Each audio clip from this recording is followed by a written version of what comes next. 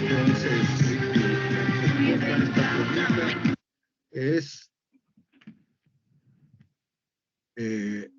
dice, randomizes parallel trials, ensayos randomizados o aleatorizados en paralelo, comparando combinación de estos dos medicamentos. Por lo tanto, respondemos a la segunda, sí. La tercera es, ¿crees que estaban incluidos los estudios importantes y pertinentes?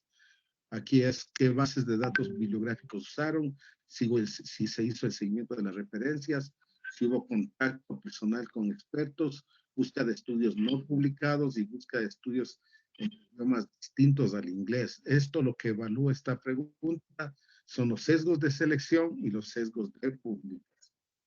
En métodos de búsqueda, buscaron en Medline, en Bayes, Sinal y también en Cochrane, A-Group. Y el seguimiento de las referencias, dice aquí que hicieron el seguimiento de las referencias de la versión previa.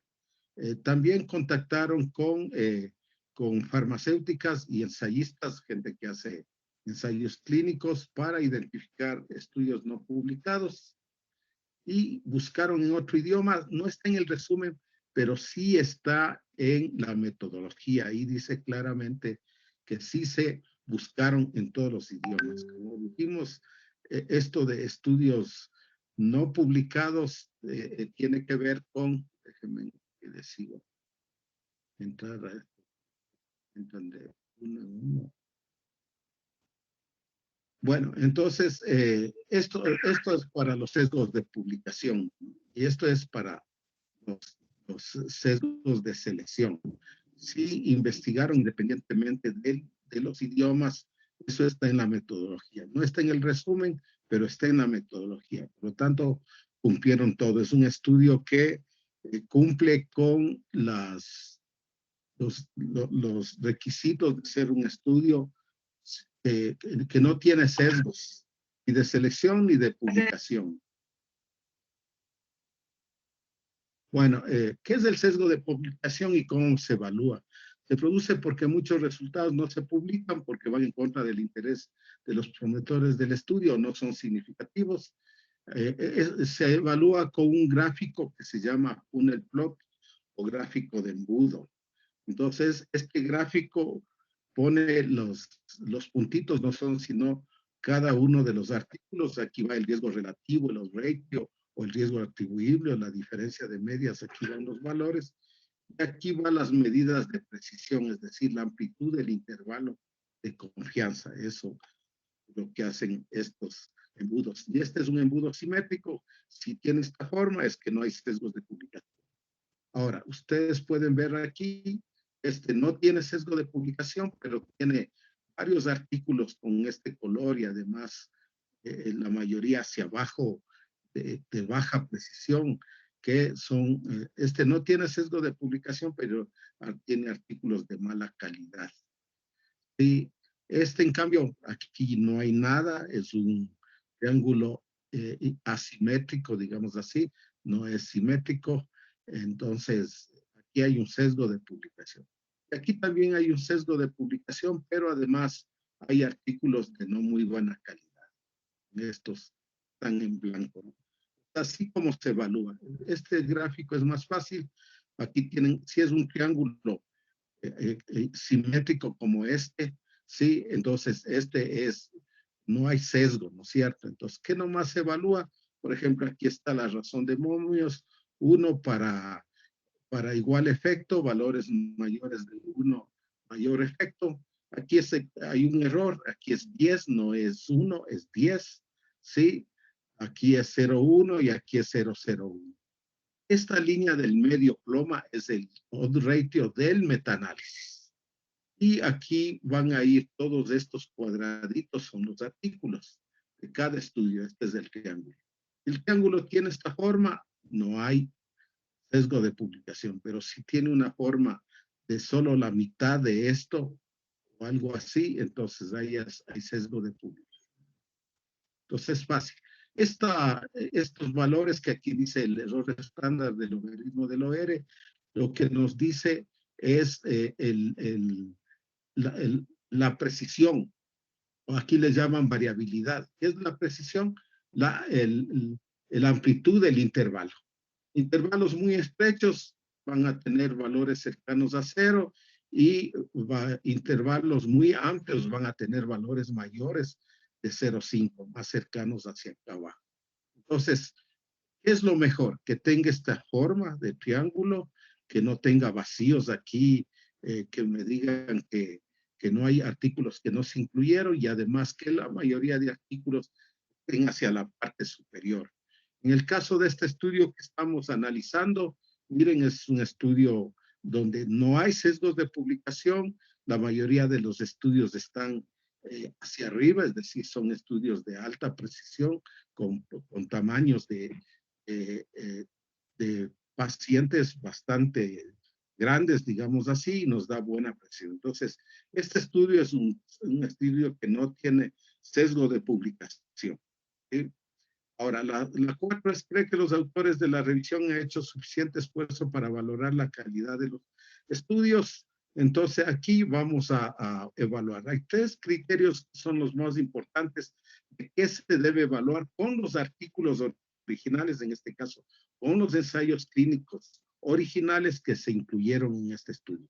Y son si tienen asignación aleatoria, si tienen análisis por intención a tratar, si son doble ciego. ¿Sí?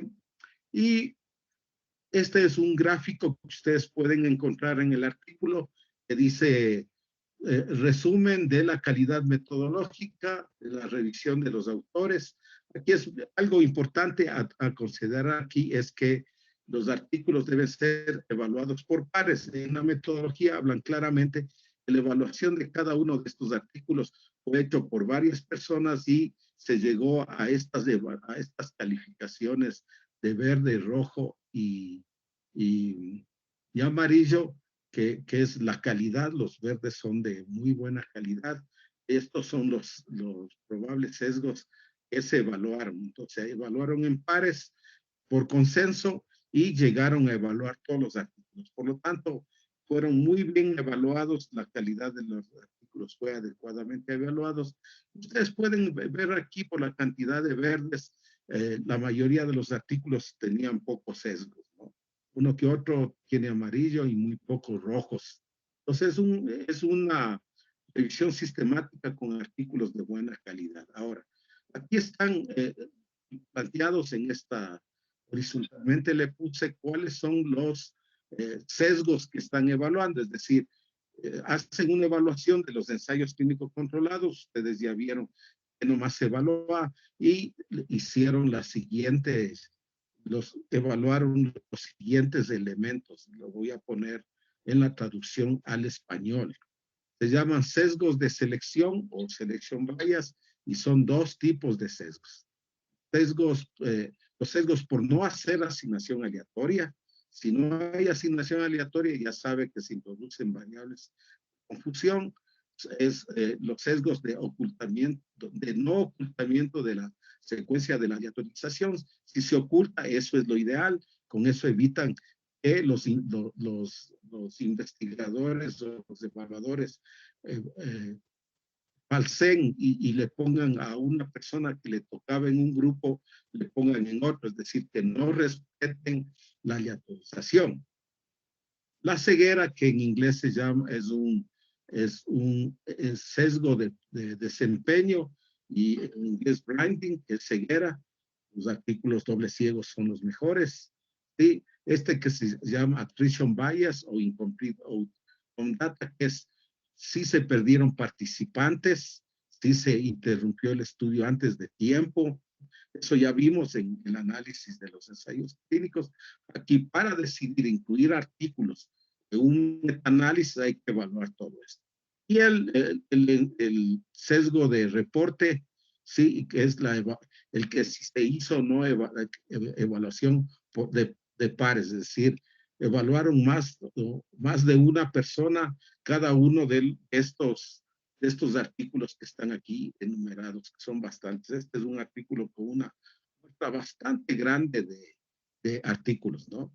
Bueno, la quinta es si los resultados de los diferentes estudios han sido mezclados para obtener un resultado combinado. Era razonable hacer esto. Ya hemos dicho que A veces no es posible hacer metaanálisis y pueden hacer metaanálisis, pero si meten en el metaanálisis estudios muy heterogéneos, va a bajar la validez científica, la validez interna del metaanálisis. ¿Y cómo se evalúa esto? Esto se evalúa con las siguientes preguntas. Los resultados del estudio eran similares entre sí, los resultados de todos los estudios incluidos están claramente presentados, están discutidos los motivos de cualquier variación de los resultados. ¿Sí? Ahora, ¿cómo evaluamos esto para poner sí, no, no sé? Hasta aquí, hasta la pregunta 4, la respuesta es sí. Este es el forest plot y hay que ver lo siguiente. Entonces, ¿cuáles son los sesgos que vamos a ver? Se me ha borrado una, una lámina, no sé por qué. Si tengo borrado una lámina. Sí, se ha borrado una lámina. Pero bueno, voy a explicar cómo se evalúa la heterogeneidad. Primero hay la heterogeneidad metodológica, ¿no? ¿De qué se trata la heterogeneidad epidemiológica? Se trata de metodológica, se trata de lo siguiente. Si es que los artículos eran del mismo tipo de diseño de estudio, es decir, todos eran ensayos clínicos controlados aleatorizados o mezclaron aleatorizados con no aleatorizados, más cohortes, más casos y controles. Es mejor desde el punto de vista de validez científica sea un solo tipo de diseño de estudio, solo ECAS, ¿no? Solo ensayos clínicos controlados aleatorizados, o aunque no sean aleatorizados, que sean ensayos clínicos y que no incluyan cohortes, casos, controles, y que sea de un solo tipo de estudio. Esa es la heterogeneidad metodológica. Después hay la heterogeneidad clínica y eso tiene que ver con el tipo de pacientes que se incluyeron, también en los resultados o outcomes o resultados que se evaluaron. Esa es la heterogeneidad clínica y finalmente la heterogeneidad estadística. Y ahora voy a hablar de la heterogeneidad estadística. ¿Cómo se evalúa la heterogeneidad estadística? Es muy fácil. Usted tiene aquí la línea de la igualdad del 1, este es un riesgo relativo. Si todos o la mayoría de los artículos, como en este, son valores menores de 1, estos son los artículos originales, este metaanálisis es de heterogeneidad estadística adecuada, buena. Y solo hay un artículo, este que está aquí, que tiene una dirección de efecto mayor efecto. Todos los demás artículos son artículos de menor efecto y por lo tanto es un estudio de buena homogeneidad, de buena homogeneidad estadística. Bueno, entonces, ahora, todo esto van a ver acá abajo, en esta partecita, no se ve mucho, está lo que se llama la heterogeneidad y que yo le amplifiqué aquí. Y cuando habla de heterogeneity da un chi cuadrado y dice que el chi cuadrado es de 725, los grados de libertad son 15 porque los estudios incluidos en este metaanálisis eran 16. Siempre los grados de libertad son degrees of freedom en inglés, son n-1. Este es el valor de P, ¿sí? 0,95 y este es el I cuadrado. Entonces, ¿cómo analizamos esto? Este es el I cuadrado en la muestra de artículos, ¿sí? Es el I cuadrado en la muestra de 16 artículos. Ya, y aquí dice que la heterogeneidad es 0. ¿Qué significa? Que tiene 100% de homogeneidad. Y eso es lo que le da la calidad de un artículo, que sea homogéneo. Pero este índice lo que evalúa es la heterogeneidad. Lo contrario a la heterogeneidad es la homogeneidad. Ejemplo, si digo que el I cuadrado es 10%, significa que tiene una homogeneidad de 90%.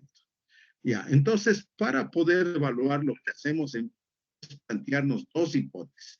La hipótesis nula que dice que este resultado de la muestra de estos estudios, de estos 16 estudios, son también heterogéneos o homogéneos en el universo. Entonces, eso nos dice el chi cuadrado. ¿Cuál es la homogeneidad o heterogeneidad en el universo? Entonces, y es bastante fácil de evaluar. Si es no significativo, es decir, que tiene valores mayores de 0,10, aquí ya no usamos 0,05, aprobamos la hipótesis nula y decimos que es un artículo homogéneo, ¿sí? En cambio, si tiene valores menores de 0,10, aprobamos la hipótesis de trabajo que dice que es heterogéneo.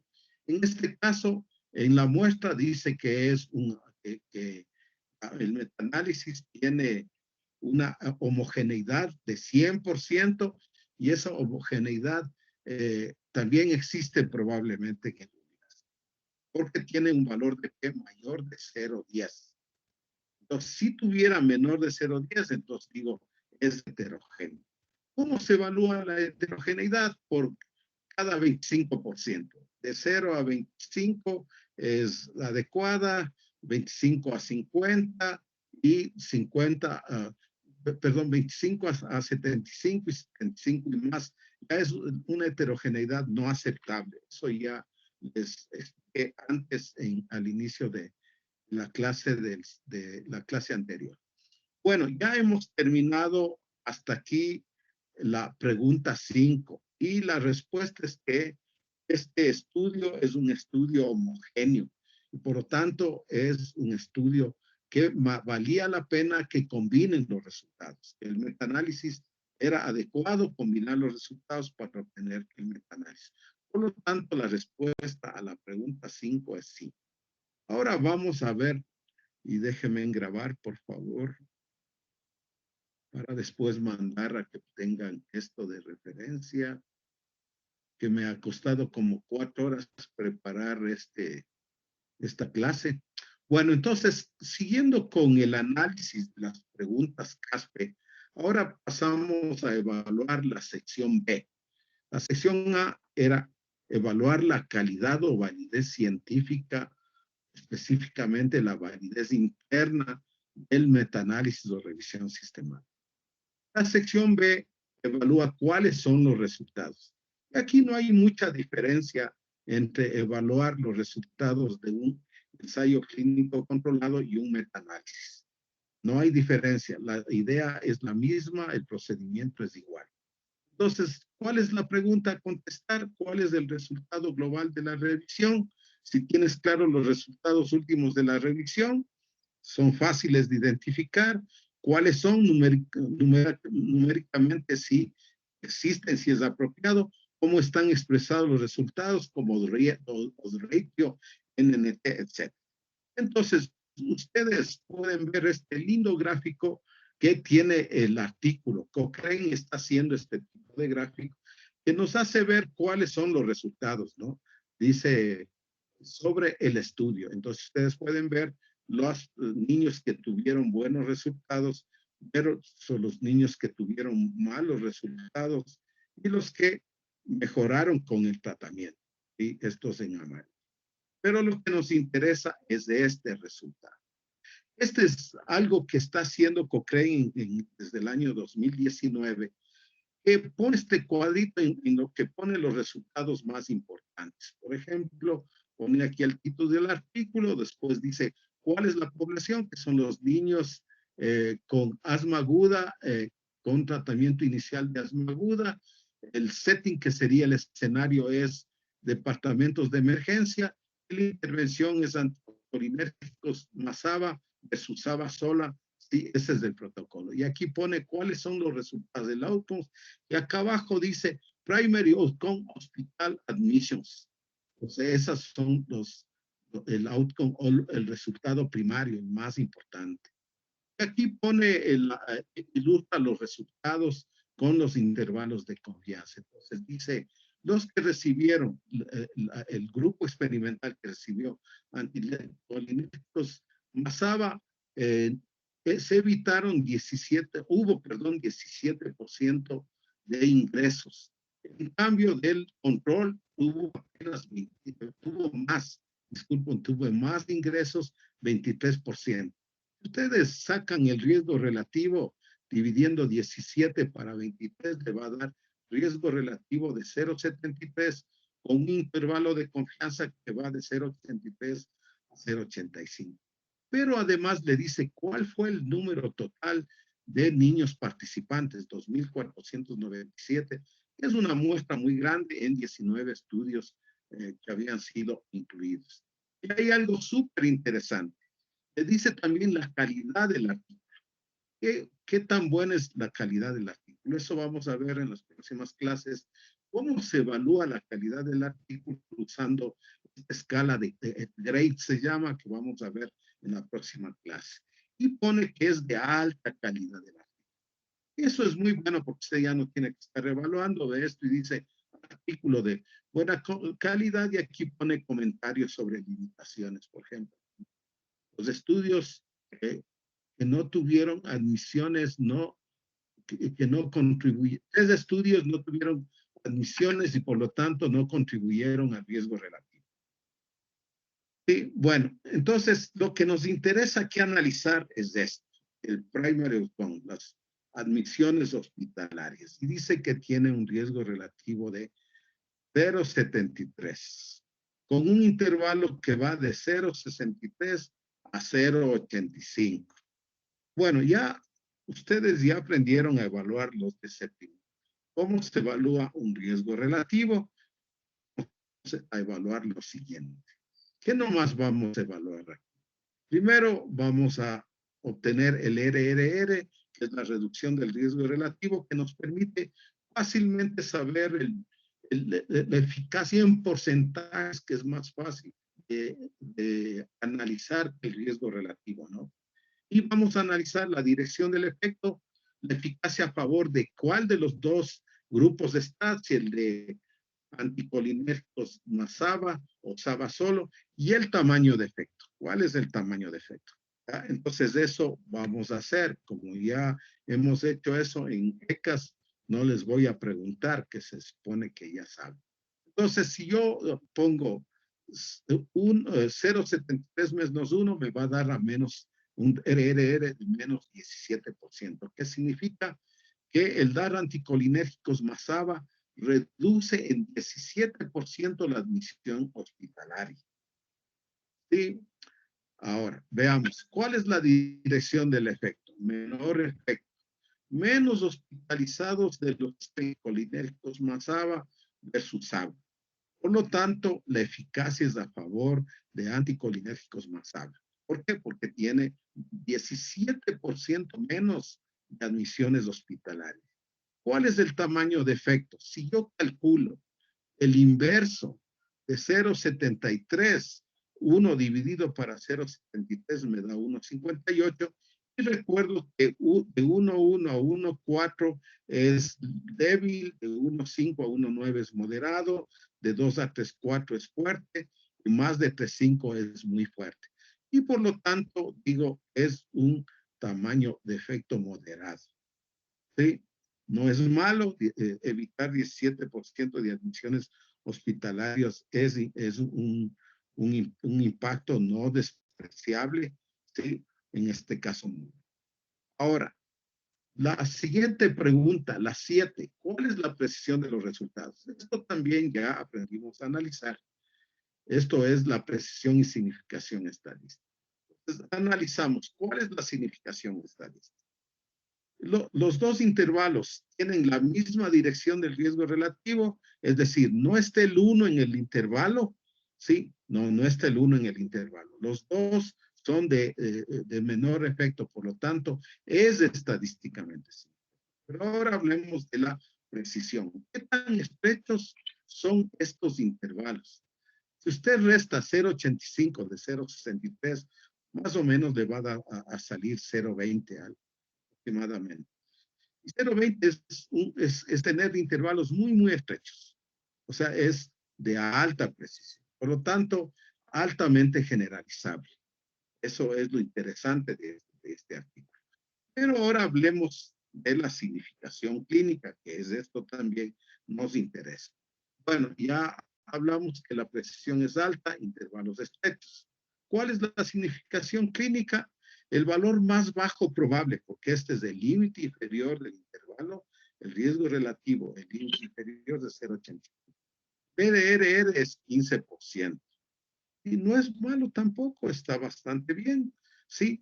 Pero este ya no es moderado. En el valor más bajo probable, es decir, si yo le doy a un paciente la combinación de anticolinérgicos más ABA, el resultado no es moderado, es más bien débil, ¿no? Aunque bajó solo 2% la diferencia. Entonces, menos 15% es lo mínimo de hospitalizaciones que evitaría dar la combinación de los dos medicamentos. La relevancia es mediana, ya hablamos de eso, que es la relevancia clínica es mediana, y la precisión o significación estadística es altamente significativa. Esto es la significación clínica. Por lo tanto, con esto yo puedo decir, vale la pena desde el punto de vista de la eficacia o efectividad aplicar esto a pacientes, sí. Es un estudio de buena calidad en primer lugar, con resultados de reducción de los ingresos hospitalarios moderado y el mínimo de 15%, que no es malo, ¿sí? Es un resultado bueno, ¿sí? No es fuerte, está entre moderado a débil, pero es adecuado, ¿no? Entonces, por lo tanto, esto es lo que me interesa. Bueno, ahora veamos la sección C. ¿Son los resultados aplicables en tu medio? Y aquí ahora sí voy a preguntarles a los asistentes. Dice, ¿se puede aplicar los resultados en tu medio? Y dice, los pacientes cubiertos por la revisión pueden ser suficientemente diferentes de los de tu área. Póngale en positivo y digan, los pacientes que se incluyeron en este estudio son similares a mis pacientes, a los pacientes ecuatorianos, si yo trabajaría en un servicio de emergencia, ¿sí? ¿Habrá alguna diferencia étnica o biológica que haga que los resultados alcanzados en los pacientes que les incluyeron en estos estudios, que son 19, creo, no se puedan aplicar a pacientes ecuatorianos o a pacientes teños, ¿sí? Ya, entonces, y lo otro, tu medio parece ser muy diferente al del estudio. ¿A qué se refiere esto? Aquí es importante hablar de si son pacientes hospitalizados, de emergencia, de consulta externa, en qué escenario hicieron el estudio, pero también al medio, ¿no? Entonces, digamos, si la mayoría de estudios que incluyeron en esta metaanálisis no incluyeron países similares al nuestro, con escenarios socioeconómicos, de condiciones de sistema de salud similares al nuestro, puede que eso afecte los resultados de los pacientes, los resultados de este estudio aplicado a mis pacientes. ¿Por qué? Porque si en nuestro medio llegan pacientes, niños más graves a la emergencia, es posible que estos resultados sean aplicados. Entonces, ¿cómo vamos a responder de esto? Entonces, vamos a preguntarle al señor Andrés Patterson. Ya. Ah, no, ahora nos toca mujeres, disculpe. A la señorita Carla Andrango. ¿Usted es de sexto? Si es de sexto, no le tomamos. Mejor a la señorita Carolina Gómez. ¿Cómo contestaría usted esta pregunta de acuerdo a la lectura del artículo, pero también a analizar las características de los pacientes ecuatorianos? ¿Podrán ser tan diferentes a los niños de estos estudios que tomaron estudios de casi todo el mundo, de Asia, de Europa, de Estados Unidos, de Japón, de varios, podrán ser diferentes estos pacientes a los niños ecuatorianos? Señorita Caro, ¿qué opinión? Sí, muy bien. Diga nomás.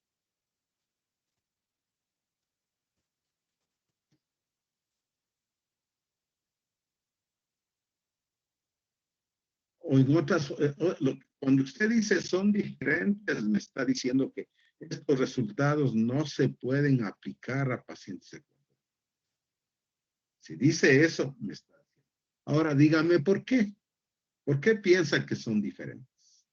¿Qué evidencias tiene el artículo para decir que son diferentes?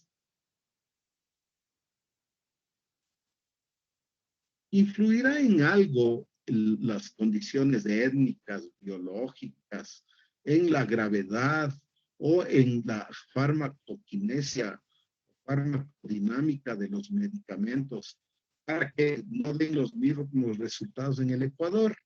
¿Cuál sería su opinión, señorita Caro?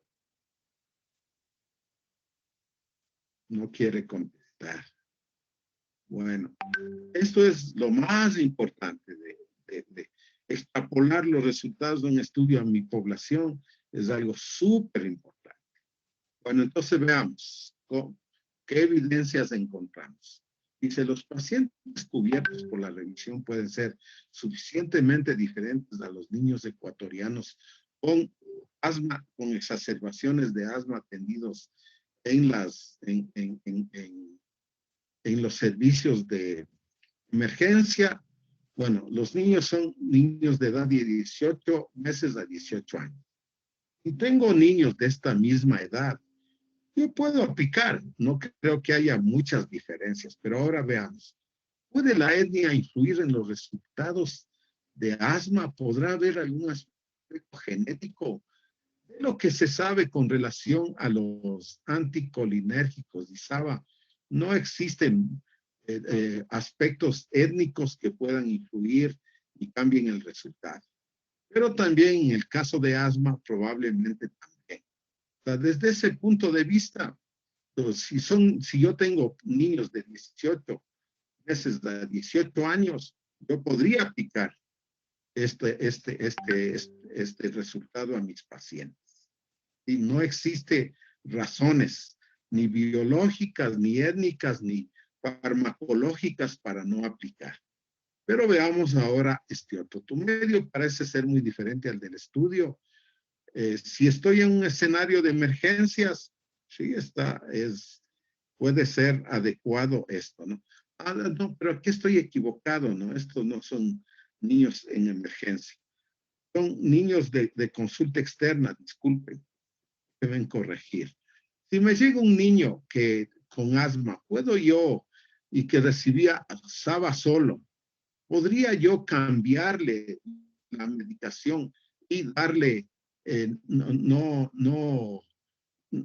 solo SABA, sino aumentarle un anticolinérgico. Entonces, estos niños de consulta externa, ¿no? No son niños que llegan a la emergencia. Entonces, ¿qué podemos decir con esto? Bueno, tal vez no sea diferente. Un niño con una crisis asmática va a tener características similares. Pero aquí me interesa hablar de esto. En los estudios que se incluyeron, sí, hay estudios en países latinoamericanos, sí hay dos estudios, uno de Chile y otro de México. Y esa es una virtud que tienen los metaanálisis, sobre todo estos metaanálisis grandes.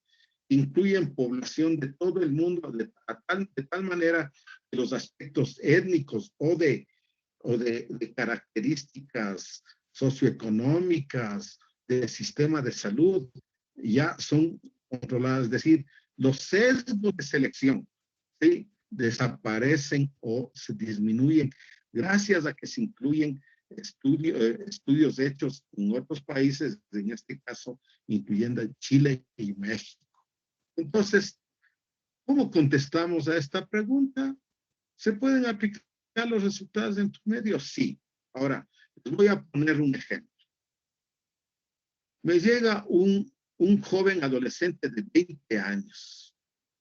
¿Podré aplicarle anticolinérgicos Masaba ¿Habrá alguna razón para no aplicarle? Veamos ahora a señorita Nelly. A usted que le gusta que yo le haga participar en clase. Eh, ¿Cómo responde? ¿Qué diría usted? ¿Podría aplicar a una persona de 20 años? No está en el rango de edad, pero ¿habrá alguna razón para no aplicar esto a esa persona? Ahí hablemos de la farmacokinesia, la farmacodinámica, la fitopatología.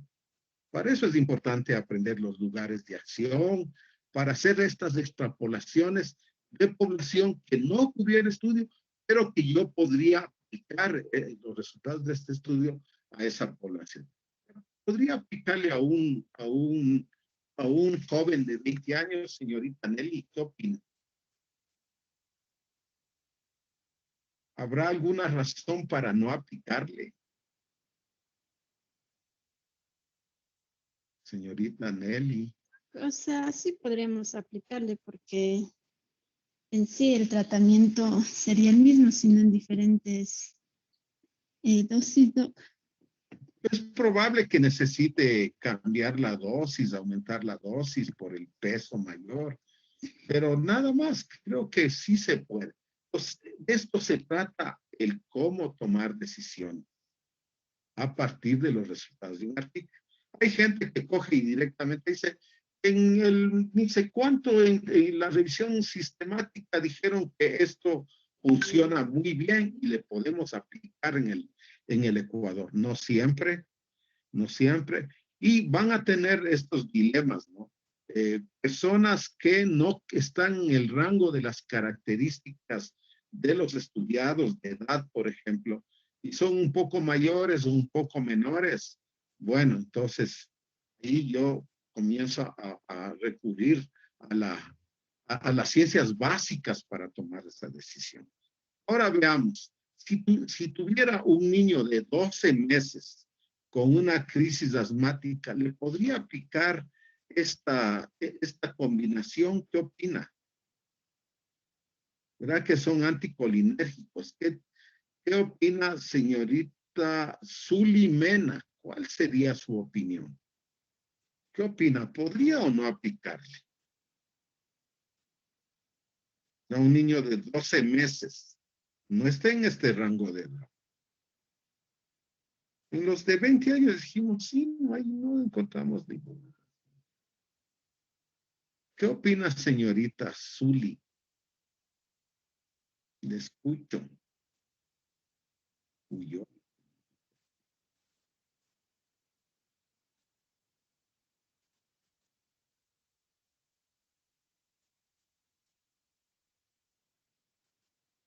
Ok. Entonces, aunque no esté en esta edad, puedo utilizar.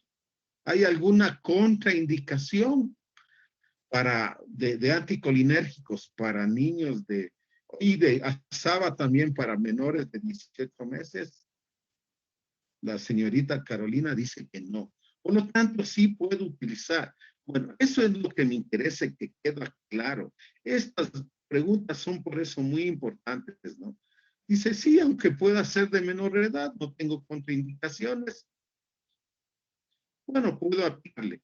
Y en el caso de mayores de 18 años, solo tendré que ir a ver y revisar las dosis, si tengo o no que aumentar la dosis, y tal vez también pueda aplicar esto en esos pacientes. Bueno, pregunta 9. ¿Se han considerado todos los resultados importantes para tomar la decisión? Veamos, ¿qué opina señorita Montserrat Moreno? Ya se han salido un mundo, ¿no? Huyendo de mi clase. 30. Voy a tomarles mañana un examen a ver si les va bien a los que huyeron. Y además, les voy a dar solo 30 segundos por pregunta.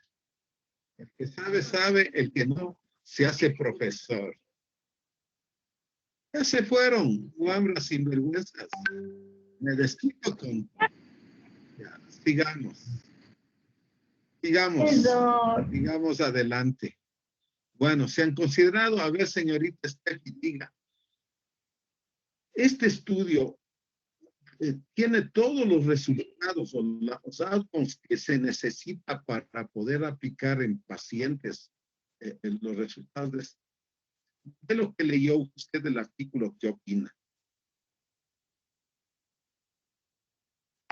Sí, sí tiene todos los resultados y sí son aplicables. ¿Cuáles eran? Dígame, a más de hospitalizaciones, ¿qué otros resultados evaluaron importantes?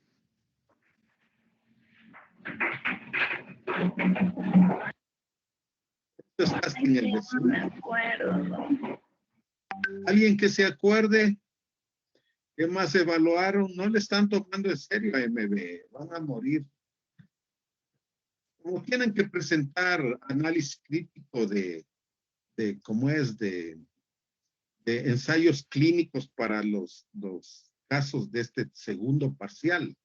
Entonces ahí veré si aprendieron o no. Bueno, entonces veamos. La metodología plantea esto, y después en los resultados también está. Los primary outcomes fueron la admisión hospitalaria, pero también evaluaron otros como, por ejemplo, el porcentaje del FEP, ¿sí? Ya, que es dice el volumen respiratorio forzado, ¿no es cierto? Pero también hay el FEP fundamentalmente, ¿no?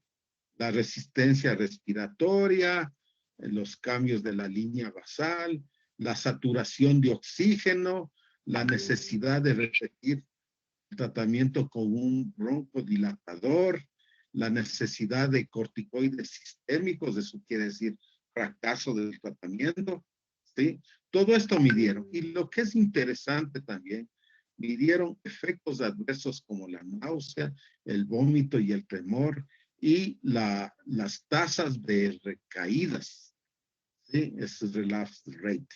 Entonces, evaluaron una cantidad de resultados, no solo el primario, sino varios resultados. Las crisis asmáticas, rara vez niños mueren por crisis asmáticas, rara vez. Por lo tanto, la muerte no es un endpoint tan importante. Y de hecho, en 2.500 y más niños no murió ninguno, pero sí fueron hospitalizados en cada uno de los grupos. Ya, entonces, respuesta a esta pregunta, sí. Hicieron un análisis de todos los resultados importantes, incluyendo los efectos adversos. Para terminar, los beneficios merecen la pena frente a los perjuicios y costes. Esto ustedes presentan en los casos siempre. ¿Qué significa eso? Las crucecitas.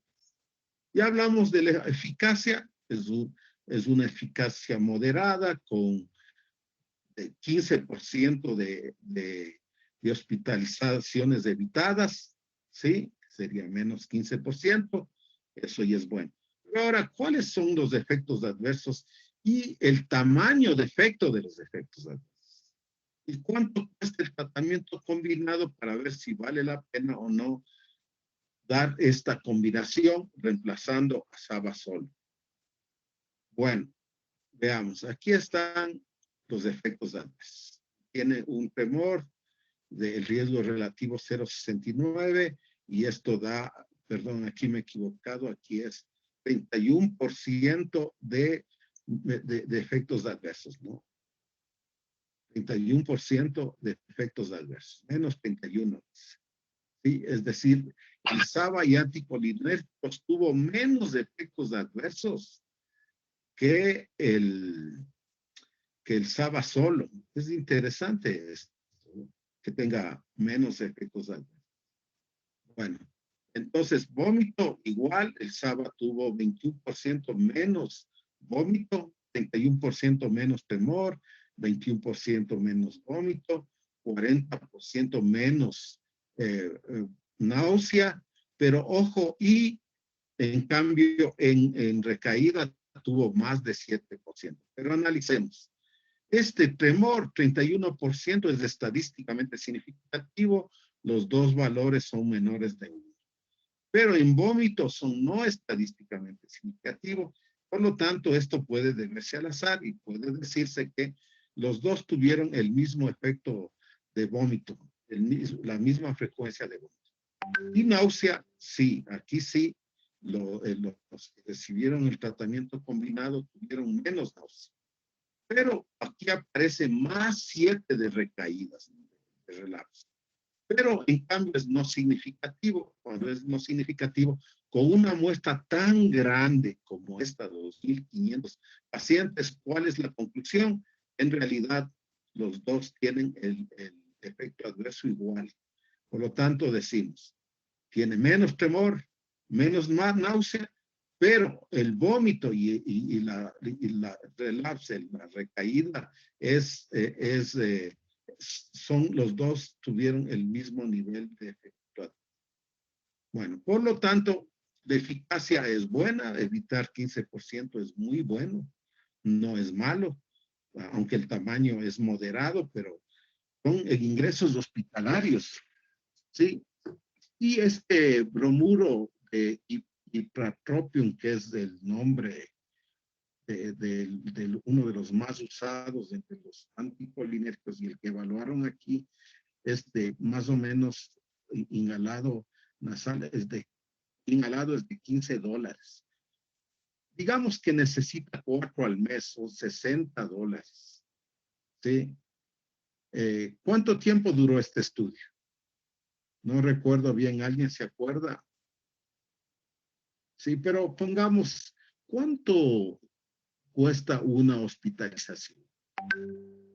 No menos de unos $600 a los hospitales, más el problema de la casa, la madre que tiene que dejar abandonando el trabajo, generalmente las madres, ¿no? Pueden ser también padres, pero mucho más las madres. Y dejar a los hijos cuidando a otras personas y todo eso. Desde el punto de vista de costos sociales, las hospitalizaciones de niños son de alto costo social y además de alto costo hospitalario. Por lo tanto, gastar $60 adicionales para evitar 17% de hospitalizaciones, ¿vale la pena? ¿Qué opina, qué opina? Ahora sí, preguntémosle. Ojalá no hayan huido más, ya han huido 2 más. Pero, señorita Lady, ¿qué opina usted? Sí, diría, vale la pena gastar 60 mensuales más para evitar hospitalizaciones con todo el impacto social y económico que eso significa para las familias y para el Estado y los hospitales. ¿Qué plantearía usted? ¿Le da o no le da? ¿Le aumenta o no le aumenta el ipratropium, señorita? O sea, si es con la finalidad de reducir hospitalizaciones, yo creería que sí, Doc. Sí, porque es un evento complicado. Si fuera algo diferente, digo, no, muy caro, está $60 más para un beneficio moderado, pero estas hospitalizaciones sería peor si es muerte, es mucho más. Gasto hasta $300 para evitar 15% de muertes.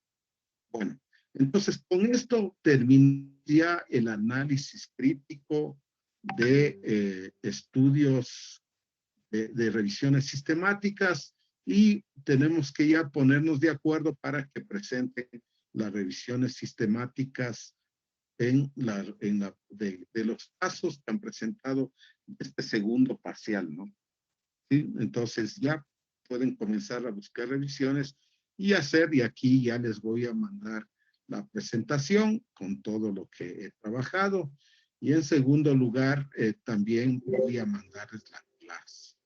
Entonces, hasta aquí hemos llegado con esto. Espero que esté más o menos claro. Y ya haciendo la práctica, ustedes tienen que hacer, les sea más fácil ya analizarlo.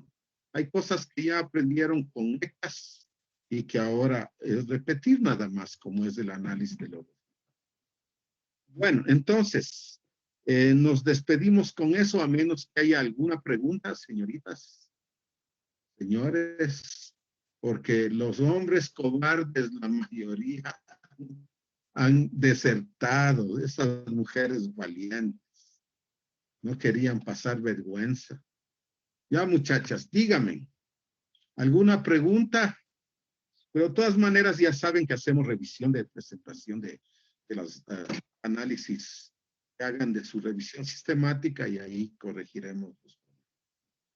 Ya, hemos terminado esto que no es fácil y es súper importante.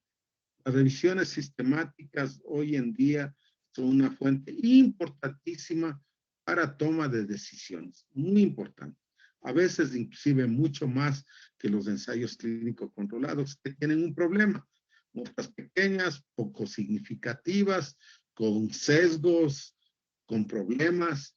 Entonces siempre una revisión sistemática tiene mayor representatividad, corrige los sesgos, sobre todo si de selección que puedan tener los artículos y pueden ser extrapoladas como este a cualquier lugar del mundo porque está incluyendo estudios de todo el mundo. Al sumar muchas personas obtiene muestras más grandes que los estudios originales, como por ejemplo este 2500 y más, y le da más precisión. Y al tener más precisión yo tengo mucho más certeza para tomar decisiones. Puedo tomar decisiones con mayor certeza. Entonces, ¿alguna pregunta, señoritas y señores? Hola, hola. Pues ahí nos veremos cuando ya tengan que presentar la evaluación de la revisión sistemática, que comenzaremos la próxima semana. Bueno, nos vemos la próxima clase, muchachos. Ahí voy a hacer un taller, asimismo voluntario, si quieren entran, de evaluación de